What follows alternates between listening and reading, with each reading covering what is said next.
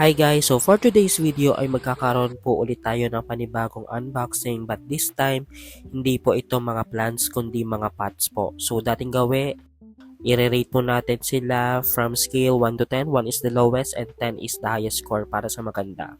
So let's start. Ito yung po yung una nating pot. So para siyang honeybee yung kanyang design. Tapos makapal naman po yung kanyang yung clay. Tapos, ayan, ganyan yung itsura niya.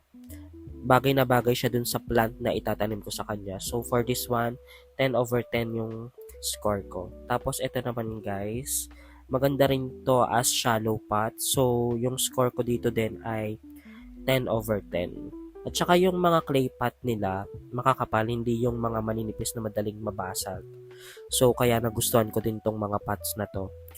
So, next one naman ay eto, pa-shallow din siya, magkaiba lang yung kulay.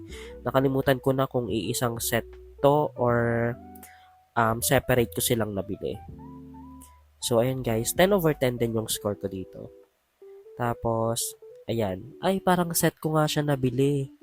Oo, parang mga 3 piraso to. Nakalimutan ko na, sorry guys, matagal na kasi to. So, ayun guys, 10 over 10 din yung score ko dito.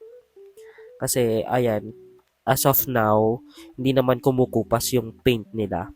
So, ayun lang muna guys. Follow me for more unboxing videos. Bye-bye!